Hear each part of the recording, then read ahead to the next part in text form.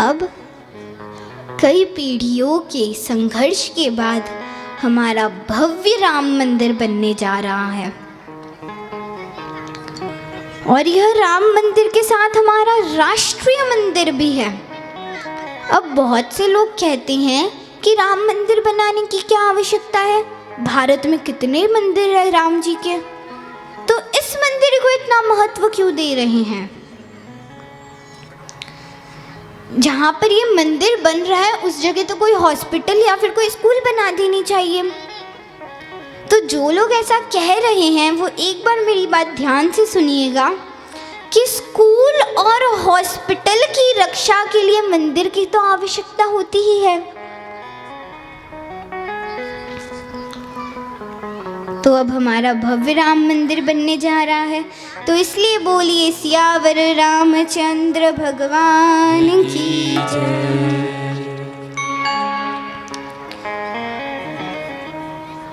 अब विश्वामित्र जी को आते देख महाराज दशरथ खड़े हुए। महाराज दशरथ ने कहा कि क्या हुआ प्रभु। तब विश्वामित्र जी कहते हैं कि असुर समूह सतावाही मोही, मैं याचक आया निर्पतोही, अनुज समेत देहु रघुनाथा, निश्चर वध में हो वसना था। अर्थात असुरों का जो समूह है वो मुझे बहुत परेशान कर रहा है। आप राम और लक्ष्मण को कुछ दिनों के लिए मुझे दे दो, मेरा यज्ञ संपन्न हो जाएगा, मैं वापस राम लक्ष्मण को आपको दे दूंगा। तब महाराज दशरथ ने कहा कि नहीं नहीं, मेरा राम अभी अभी तो विद्या अध्ययन कर कर आया है और आप अभी उसे ले जा रहे हैं। तब वहाँ विश्वामित्र जी आए।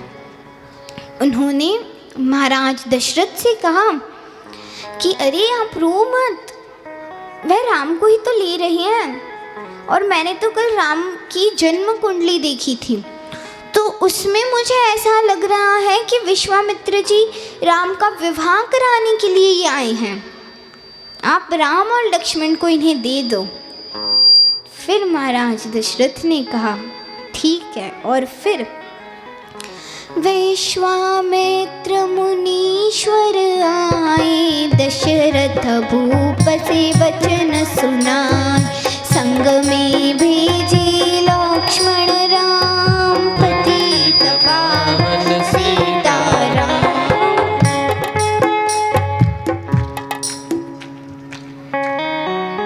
अब राम जी, लक्ष्मण जी एवं विश्वामित्र जी जाने लगे आश्रम की तरफ जहाँ यज्ञ होने वाला था। तो बीच में ताड़का नामक राक्षसी आई, तो राम जी ने उनका उद्धार कर दिया। यज्ञ प्रारंभ हुआ। फिर 7 दिनों के पश्चात वह यज्ञ संपन्न हुआ। यज्ञ में जितने भी राक्षस आए राम जी ने उन सभी का उद्धार कर दिया। अब जनकपुरी से एक कुमकुम पत्रिका आई, तो उसमें ऐसा लिखा था कि उसमें लिखा था कि सीता जी का स्वयंवर होने वाला है, आप आइए और सीता जी को आशीर्वाद दीजिए। तो विश्वामित्र जी ने कहा कि राम और लक्ष्मण तुम दोनों भी मेरे साथ चलो। तो अब राम जी, लक्ष्मण जी एवं विश्वामित्र जी जाने लगे जनकपुरी में। तो बीच में अहिल्या जी का आश्रम आया, उसमें बहुत बड़ा कोई पत्थर था। तब विश्वामित्र जी ने कहा कि राम तुम अपने चरण इस पत्थर पर रख दो, इनके पति ने इन्हें श्राप दे दिया था, इसी कारण से वह पत्थर बन गई है। राम जी ने कहा कि नहीं नहीं गुरुवर, मैं किसी भी स्त्री का स्पर्श नहीं करता। तो यह बात हो ही रही थी कि उसी समय जोर से हवा आई और राम जी की जो चरण धूली थी वह उस पत्थर पर जा गिरी, जिससे अहिल्या जी का उद्धार हुआ। यानी अहिल्या जी का उद्धार राम जी के चरण स्पर्श से नहीं, चरण धूली से हुआ। वन में जाए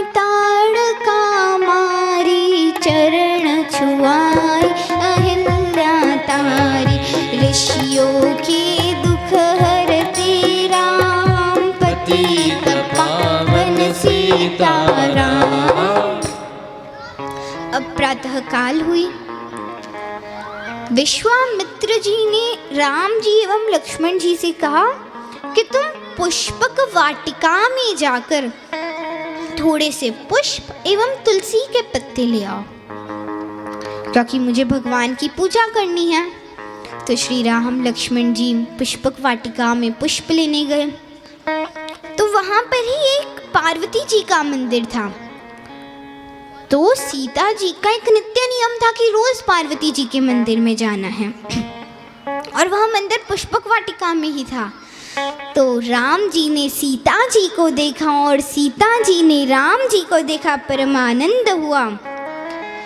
जनकपुरी रघुनंदन आए, नगर निवासी दर्शन पाए, सीता के मन भाए, राम पतित पावन सीताराम। अब यह घोषणा की गई कि जो भी इस पिनाक नामक धनुष को प्रत्यंचा चढ़ाएगा उसका विवाह सीता जी से होगा। तो देश विदेश से बहुत राजा आए, महापराक्रमी, परंतु कोई उस धनुष को हिला तक नहीं सका। तब राम जी गुरुवर की आज्ञा से आए। उन्होंने विश्वामित्र जी को प्रणाम किया, राजा जनक को प्रणाम किया, उस पिनाक नामक धनुष को प्रणाम किया, और जैसे ही उन्होंने उस धनुष को उठाया, एक जोर से बिजली कड़की। सभी की आंखों में वैसी चमक हुई। राम जी ने उस धनुष को प्रत्यंचा चढ़ा दी। राम भगवान की रघुनंदन ने धनुष चढ़ाया, सब राजों का मान घटाया, सीता ने भर पाए, राम पतित पावन सीताराम। फिर परशुराम क्रोधित होकर आए, और परशुराम क्रोधित हो आए, दुष्ट भूप मन में हर्षाए, जनक राय ने किया प्रणाम, पतित पावन सीताराम। फिर लक्ष्मण जी ने परशुराम जी से कहा कि बोले लखन सुनो मुनि ज्ञानी, संत नहीं होते अभिमानी, मीठी वाणी बोले राम पतित पावन सीताराम। राम जी ने कहा कि लक्ष्मण वचन ध्यान मत दीजो, जो कुछ दंड दास को दीजो, धनुष तोड़िया मैं हूँ राम पतित पावन सीताराम। फिर जब परशुराम जी ने यह सुना तो उन्होंने कहा कि तुम इस धनुष को प्रत्यंचा चढ़ा के बताओ तो मैं मानूं। फिर लेकर के यह धनुष चढ़ाऊं, अपनी शक्ति मुझे दिखलाओ, छुअत चाप चढ़ाए, राम पतित पावन सीताराम। और फिर हुई उर्मिला लखन की नारी, श्रुत कीर्ति रिपुसुदन हो प्यारी, हुई मांडवी भरत के वाम, पतित पावन सीताराम।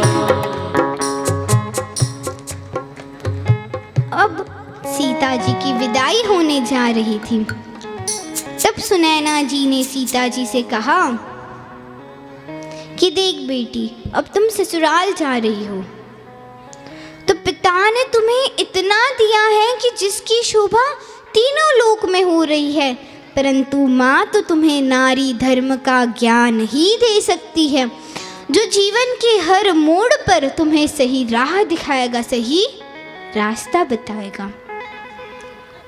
सुनैना जी ने कहा कि पति से बड़े कोई और भगवान नहीं होते, उनकी पूजा के अतिरिक्त किसी साधु महात्मा देवता या भगवान की पूजा करने की भी कोई आवश्यकता नहीं।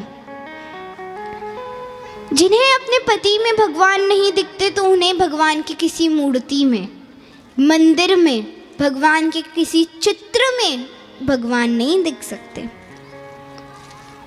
फिर उन्होंने कहा कि जो मन क्रम वचन से पूर्ण प्रतिव्रता होती है तो देवता उनसे डरते हैं, भगवान उनके अधीन रहते हैं। और एक बात जरूर याद रखना, सास ससुर पद पंकज पूजा, या सम नारी धर्म नहीं दूजा। और ससुराल में मायके का ज़्यादा बढ़ावा भी नहीं करना।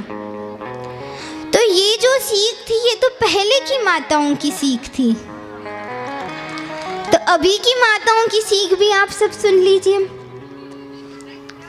अभी की माताएं कहती हैं कि देख बेटी, अब तुम ससुराल जा रही हो तो वहाँ पर तुम्हें कोई एक शब्द भी कह देना, हमें फ़ोन कर देना, हम वहाँ आ जाएंगे उनकी बैंड बजाने। वहाँ पर तुम्हें थोड़ा सा भी कह देना तो हमें बताना। और बेटी तो पूरे दिन सुबह शाम रात दोपहर को मम्मा को फ़ोन कर कर बोलती है कि आज ये हुआ, अब ये हुआ, अब ये होने वाला है, ये होने वाला है। रात दिन शाम की रिपोर्ट देती हैं।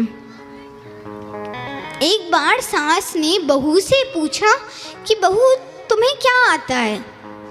तो उसने कहा कि सासू जी मुझे खाना बनाना तो बिल्कुल नहीं आता, क्योंकि मेरी मम्मा कहती है कि खाना मत बनाना, अगर खाना बनाओगे तो हाथ खराब हो जाएंगे, तुम स्विगी या जोमेटो से खाना ऑर्डर कर देना, रोज़ यही करना। फिर आप अपनी बेटियों को फैशन डिज़ाइन सिखाइए, ज्वेलरी डिज़ाइन सिखाए, परंतु उसके साथ ही साथ उन्हें रोटी बनाना भी सिखाए, क्योंकि यह कला जीवन में बहुत महत्वपूर्ण है।